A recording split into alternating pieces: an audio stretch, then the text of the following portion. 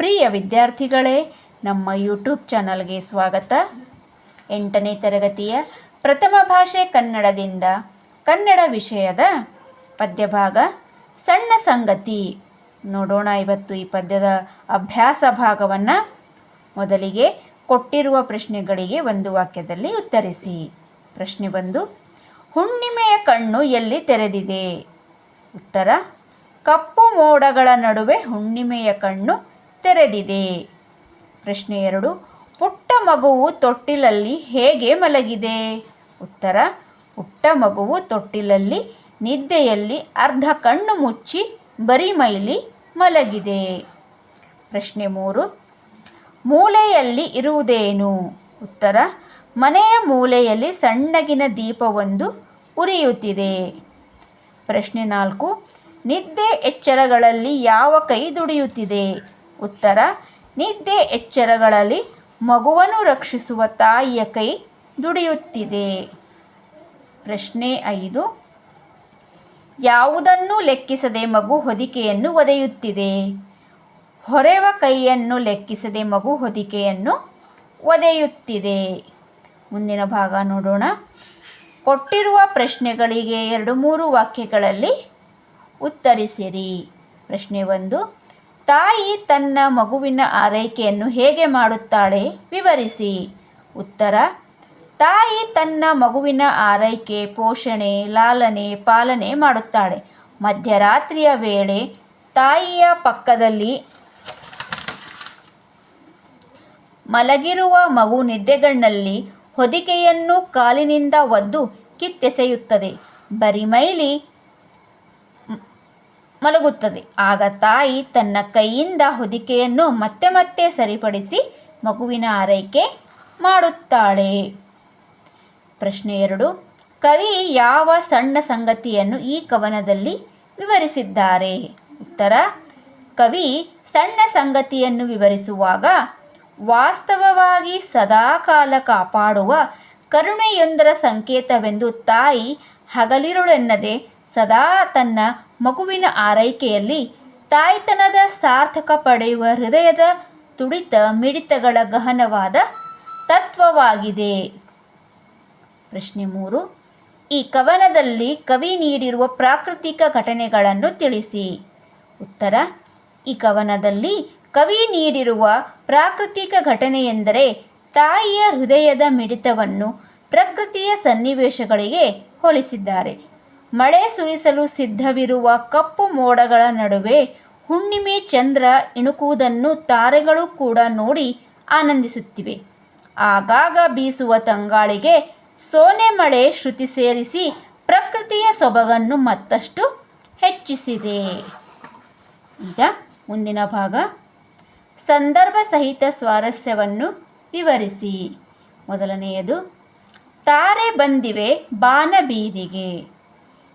ಈ ಸಾಲನ್ನು KS ನರಸಿಂಹಸ್ವಾಮಿ ಅವರು ರಚಿಸಿರುವ ಸಣ್ಣ ಸಂಗತಿ ಎಂಬ ಪದ್ಯದಿಂದ ಆರಿಸಲಾಗಿದೆ.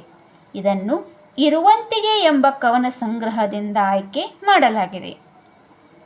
ಸಂದರ್ಭ, ಕವಿ ಮಧ್ಯರಾತ್ರಿಯ ಪ್ರಾಕೃತಿಕ ಘಟನೆಗಳನ್ನು ವರ್ಣಿಸುವ ಸಂದರ್ಭದಲ್ಲಿ ಈ ಮಾತನ್ನು ಹೇಳಿದ್ದಾರೆ. ಆ ಸಮಯದಲ್ಲಿ ಆಕಾಶದಲ್ಲಿ ನೀರು ತುಂಬಿರುವ ಕರಿ ಮೋಡಗಳ ಮಧ್ಯದಲ್ಲಿ ಹುಣ್ಣಿಮೆಯ ಕಣ್ಣು ತೆರೆದಿರುವಂತೆ ಚಂದ್ರ ಕಾಣುತ್ತಿದ್ದಾನೆ. ಬಾನಿನ ಬೀದಿಗೆ ನಕ್ಷತ್ರಗಳು ಬಂದಿವೆ ಎಂದು ಕವಿ ಹೇಳಿದ್ದಾರೆ. ಸ್ವಾರಸ್ಯ, ಇಲ್ಲಿ ಬಾನನ್ನು ಬೀದಿಗೆ ಹೋಲಿಸಿ ಆ ಬೀದಿಯಲ್ಲಿ ತಾರೆಗಳು ನಡೆದಾಡುತ್ತಿವೆ ಎಂದು ಕವಿ ಕಲ್ಪನೆ ಮಾಡಿ ವರ್ಣಿಸಿರುವುದು ಸ್ವಾರಸ್ಯವಾಗಿದೆ. ಈಗ 2ನೆಯ ವಾಕ್ಯ, ತಾಯಿ ಕೈ ನೀಡಿ ಮತ್ತೆ ಹೊದಿಕೆಯನ್ನು ಸರಿಪಡಿಸುವಳು. ಈ ಸಾಲನ್ನು KS ನರಸಿಂಹಸ್ವಾಮಿ ಅವರು ರಚಿಸಿರುವ ಸಣ್ಣ ಸಂಗತಿ ಎಂಬ ಪದ್ಯದಿಂದ ಆರಿಸಲಾಗಿದೆ. ಇದನ್ನು ಇರುವಂತಿಗೆ ಎಂಬ ಕವನ ಸಂಗ್ರಹದಿಂದ ಆಯ್ಕೆ ಮಾಡಲಾಗಿದೆ. ಸಂದರ್ಭ, ತಾಯಿಯ ಪಕ್ಕದಲ್ಲಿ ಮಲಗಿರುವ ಮಗು ಮಧ್ಯರಾತ್ರಿ ತನ್ನ ಹೊದಿಕೆಯನ್ನು ಕಿತ್ತೆಸೆದಾಗ ಮತ್ತೆ ಮತ್ತೆ ತಾಯಿಯ ಕೈ ಮಗುವಿನ ಹೊದಿಕೆಯನ್ನು ಸರಿಪಡಿಸುವ ಬಗೆಯನ್ನು ಈ ಸಂದರ್ಭದಲ್ಲಿ ಕವಿ ವರ್ಣಿಸಿದ್ದಾರೆ.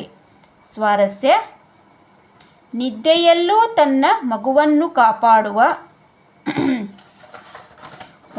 ಕಾಪಾಡುವ ತಾಯಿಯ ವಾತ್ಸಲ್ಯ ಮತ್ತು ಮಾತೃ ಹೃದಯದ ತುಡಿತ ಮಿಡಿತಗಳು ಈ ಮಾತಿನಲ್ಲಿ ಸ್ವಾರಸ್ಯಪೂರ್ಣವಾಗಿ ವ್ಯಕ್ತವಾಗಿದೆ. ಮೂರನೆಯ ವಾಕ್ಯ, ನಿದ್ದೆ ಎಚ್ಚರಗಳಲ್ಲಿ ಪೊರೆವ ಕೈ ದುಡಿಯುತ್ತಿದೆ. ಈ ಸಾಲನ್ನು KS ನರಸಿಂಹಸ್ವಾಮಿ ಅವರು ಬರೆದಿರುವ ಸಣ್ಣ ಸಂಗತಿ ಎಂಬ ಪದ್ಯದಿಂದ ಆರಿಸಲಾಗಿದೆ. ಇದನ್ನು ಇರುವಂತೆಯೇ ಎಂಬ ಕವನ ಸಂಗ್ರಹದಿಂದ ಆಯ್ಕೆ ಮಾಡಲಾಗಿದೆ. ಸಂದರ್ಭ: ತಾಯಿಯು ಹಗಲು ಇರುಳು ಎನ್ನದೆ ತನ್ನ ಮಗುವನ್ನು ರಕ್ಷಿಸುವ ಮತ್ತು ಮಗುವಿಗಾಗಿ ಸದಾ ದುಡಿಯುವ ಬಗೆಯನ್ನು ತಿಳಿಸುವ ಸಂದರ್ಭದಲ್ಲಿ ಕವಿ ಹೀಗೆ ವರ್ಣಿಸಿದ್ದಾರೆ. ಸ್ವಾರಸ್ಯ: ತಾಯಿಯ ಮಾತೃವಾತ್ಸಲ್ಯ ಮತ್ತು ಅವಳು ಮಗುವಿಗಾಗಿ ಪಡುವ ಶ್ರಮ ಇಲ್ಲಿ ಸ್ವಾರಸ್ಯಪೂರ್ಣವಾಗಿ ವ್ಯಕ್ತವಾಗಿದೆ. ಮುಂದಿನ ಭಾಗ ನೋಡೋಣವೇ. ಕೊಟ್ಟಿರುವ ಪ್ರಶ್ನೆಗೆ 7 ಅಂಟು ವಾಕ್ಯಗಳಲ್ಲಿ ಉತ್ತರಿಸಿ. ಮೊದಲನೆಯದು, ಕವಿ ಯಾವ ಸಣ್ಣ ಸಂಗತಿಯೊಂದನ್ನು ಪ್ರಕೃತಿಯ ಘಟನೆಗಳೊಂದಿಗೆ ಹೋಲಿಕೆ ಮಾಡಿದ್ದಾರೆಂಬುದನ್ನು ನಿಮ್ಮ ಮಾತುಗಳಲ್ಲಿ ಬರೆಯಿರಿ. ನೋಡೋಣವೇ. ಸಣ್ಣ ಸಂಗತಿ ಕವನದಲ್ಲಿ ತಾಯಿ ಪಕ್ಕದಲ್ಲಿ ಮಲಗಿರುವ ಮಗು ಮಧ್ಯರಾತ್ರಿಯ ವೇಳೆ ತನ್ನ ಹೊದಿಕೆಯನ್ನು ಕಿತ್ತೆಸೆದಾಗ ತಾಯಿಯ ಕೈ ಮತ್ತೆ ಮತ್ತೆ ಮಗುವಿನ ಹೊದಿಕೆಯನ್ನು ಸರಿಪಡಿಸುವ ಸಣ್ಣ ಸಂಗತಿಯೊಂದನ್ನು ಪ್ರಕೃತಿಯ ಹಾಗೂ ನೀರು ತುಂಬಿರುವ ಕರಿಮುಗಿಲ ನಡುವೆ ಹುಣ್ಣಿಮೆಯ ಕಣ್ಣು ತೆರೆದಂತೆ ಚಂದ್ರನಿದ್ದಾನೆ, ಬಾನಿನ ಬೀದಿಗೆ ತಾರೆ ಬಂದಿವೆ, ಸೋನೆಯ ಶ್ರುತಿಗೆ ಗಾಳಿಯೇ ಹಾಡುತ್ತಿದೆ ಎಂದು ಮೊದಲಾದ ಪ್ರಾಕೃತಿಕ ದೊಡ್ಡ ಘಟನೆಗಳೊಂದಿಗೆ ಹೋಲಿಸಿ ಕವಿ ವರ್ಣಿಸಿದ್ದಾರೆ. ಹಗಲಿರುಳು ಎನ್ನದೆ ಸದಾ ತನ್ನ ಮಗುವಿನ ಆರೈಕೆಗಾಗಿ ದುಡಿಯುವ ತಾಯಿ ಹೃದಯದ ತುಡಿತ ಮಿಡಿತಗಳು ಸಣ್ಣ ಸಂಗತಿ ಕವನದಲ್ಲಿ ಮೂಡಿಬಂದಿವೆ. ತಾಯಿಯು ತನ್ನ ಮಗುವಿನ ಆರೈಕೆ, ಲಾಲನೆ, ಪಾಲನೆಗಳಲ್ಲಿಯೇ ತನ್ನೆಲ್ಲ ಸುಖ ಸಂತೋಷಗಳನ್ನು ಕಾಣುತ್ತಾಳೆ ಹಾಗೂ ತನ್ನ ನೋವು ಸಂಕಟಗಳನ್ನು ಮರೆಯುತ್ತಾಳೆ ಎನ್ನುವುದು ಈ ಕವಿತೆಯ ಆಶಯವಾಗಿದೆ. ಮುಂದಿನ ಪಾಠದೊಂದಿಗೆ ಮತ್ತೆ ಭೇಟಿಯಾಗೋಣ. ಧನ್ಯವಾದಗಳು.